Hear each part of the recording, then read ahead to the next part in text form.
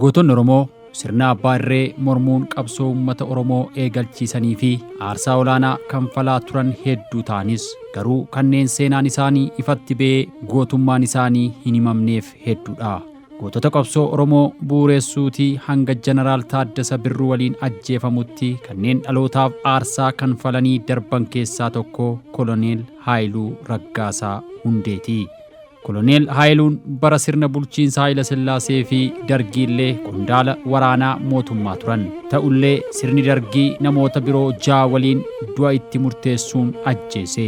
Haayiluu Raggaasaa aangoo mootummaa dhiisee akkamiin gara qabsoo Oromootti akka dabalamee fi boodarra akkamiin sirna Dargiitiin akka ajjeefame BBC'n obboleessa isaa Quxusuu kan biyya Ameerikaa kutaa Daalaas jiraatu waliin turtii taasisuun waan qindeesse isin biraan geenya. Koloneel Haayiluun bara 1930tti Shawaa Lixaa naannoo Adaa Bargaa bulchiinsa yeroo sanaatiin kutaa biyya Mannaagashaa jedhamutti dhalatee guddate. Akkuma umriin ol siqaa deemeen dandeettii cimaa fi beekumsa uumamaa dafee waa shaakaluu inni qabu kan hubatan akaakayyuun isaa barnoota qeesii akka hordofu taasisan. Akaakayyuun isaa Baashaa Gorbaa Abbaa Haadhaa waraana Maayichaw kan Itiyoo-Taaliyaan lammaffaa irratti waan hirmaataniif yeroo hundumaa waa'ee tooftaa loltummaa fi gootummaa loltoota Itiyoophiyaa itti himu ture. Kun immoo innis guddatee loltuu ta'ee akka gootota sanaatti daangaa biyya isaa akka kabachiisuuf isa kakaasee fedhiis itti horee. Erga barnoota qeesii xumurees naannoo sanatti haalli mijataan barnootaaf ta'u waan hin turreef daldaltoota gara Finfinnee deeman waliin badee Finfinneetti galee. Finfinnee naannoo Muujjaatti yookaan Shiroo Meedaa utuma hojii adda addaa hojjetu namootatti siiqee barachuu akka barbaadu ibsaafii ture. Fedhii fi dandeettii inni qabu namni hubate tokkos fedhii isaatiin deeggaree akka inni mana barnootaa Tafarii Mokonnin galee baratu taasise. Barnoota isaa xumuree akkuma fedhii isaatti bara 1950 leenjii loltummaa hoolataa keessatti leenji'uuf ramadame. Leenjii loltummaa sana keessatti ijoolleen abbaa lafaa kophaatti ijoolleen qotee bulaa fi maatii hiyyeessaarraa dhufan kophaatti baratu turan. Kun waan isa quuqeef ilaalchisuun akka jijjiiramuuf dhiibbaa gochuuf warra kaan illee kakaasaa ture. Bara 1952tti eebbifamee itti aanaa ajajaa dhibbaa ta'uun kutaa biyyaa Hararitti ramadame. Yeroo xiqqoon boodas waraanni Itiyoophiyaa fi Somaaliyaa gidduutti wayita eegaluu duuluudhaan hanga Jigjigaatti waraanaa hooggansa waraanaa kennaa ture. Waraanuma sanarratti bakka Mololee jedhametti rukutamuun wal'aansaaf gara Finfinneetti deebi'e. Gootummaa fi injifannoon isaa waan odeeffamaa tureef kana ajaa'ibsiifachuun Haayila Sillaaseen hospitaala inni yaalamaa jirutti dhaqee oolmaa kee kanaaf mootummaan Itiyoophiyaa maal akkasiif godhuu barbaadda jedhee isa gaafate.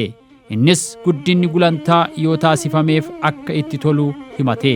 Akkuma kanaan gulantaa 2 al tokkotti dabalamuufiin ajajaa kumaa achiis yeroo gabaabaa booda koloneelitti ol guddate. Akkuma fayyee gara hojii isaa Hararitti deebi'een nama Jeneraal Abbabaa Gammadaa jedhamu waliin ta'uun waldaa Maccaa fi Tuulamaa damee Harar banuun qotee bultoota naannoo sana barsiisuu eegalanii jedhe obboleessi isaa Girmaa Raggaasaan.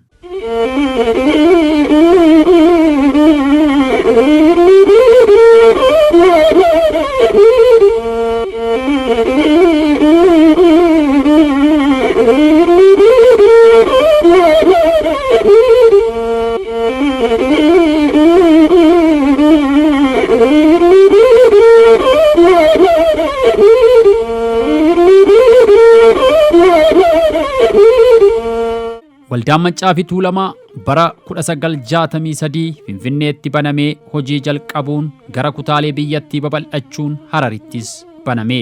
Yeroon booda mootummaan hooggantoota Waldaa Maccaa fi Tuulamaa kaan isaanii ajjeesee kaan hidhee Taaddasaa Birruu Hararitti umurii guutuu akka hidhamu itti murtaa'e.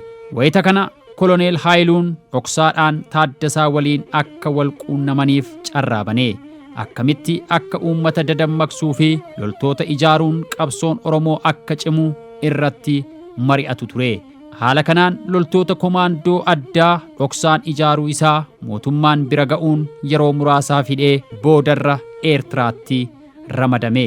Waggaa tokko booda immoo bara 1965tti leenjii loltummaa hoolataatti leenjisaa ta'ee akka hojjetu ta'e.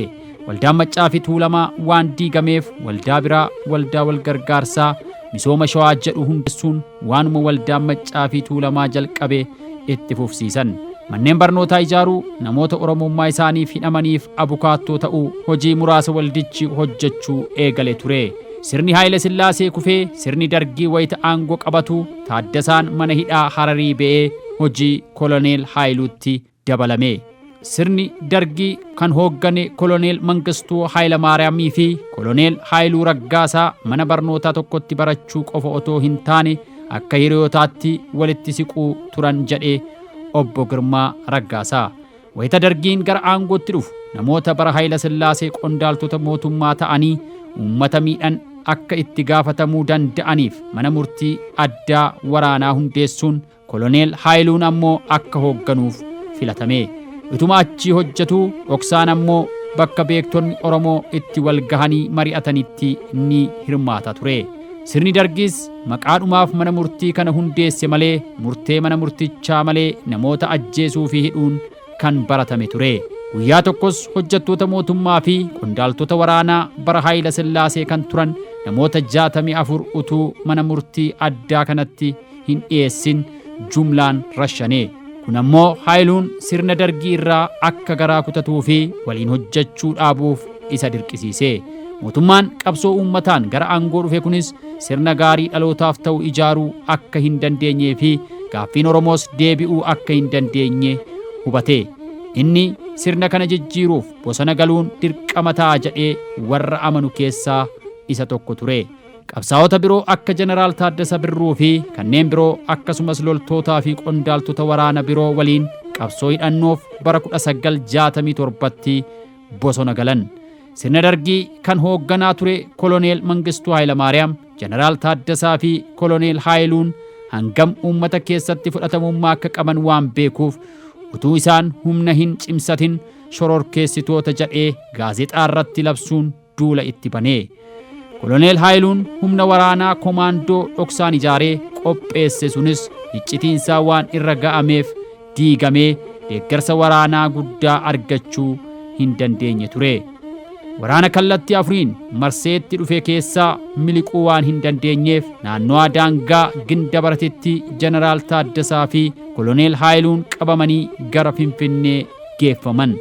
Sirni Dargiis Jeneraal Taaddasaa fi Koloneel Haayiluu dabalatee namoota sirna sana morman biroo 6 waliin ajjeese. Akka malee ajjeefamuu fi hanga yoonaatti bakki awwaalcha isaanii dhokfamus seenaan isaanii dhaloonni kun mirga isaaf falmee bilisummaa isaa eegsifachuuf akka danda'u barsiiseeraa jedhan obboleessi Koloneel Haayiluu Raggaasaa Obbo Girmaa Raggaasaa. Seenaan isaanii kun dhokotee akka hin hafnee fi dhaloonnis yaadatuuf kitaabni seenaa Koloneel Haayiluu Raggaasaa irratti xiyyeeffatu maxxanfamee dubbistoota bira ga'uu Obbo Girmaan eeraniiru. Egaan seenaan Koloneel Haayiluu Raggaasaa gabaabaadhumatti kana fakkaata. Waan guddaa irraa barattan jennee abdannaa. Warri chaanaalii kana hordoftan sheer gochuun seenaa kana namoota keessattuu dhaloota Oromoo hundumaa qaqqabsiisaa. Horaa bulaa.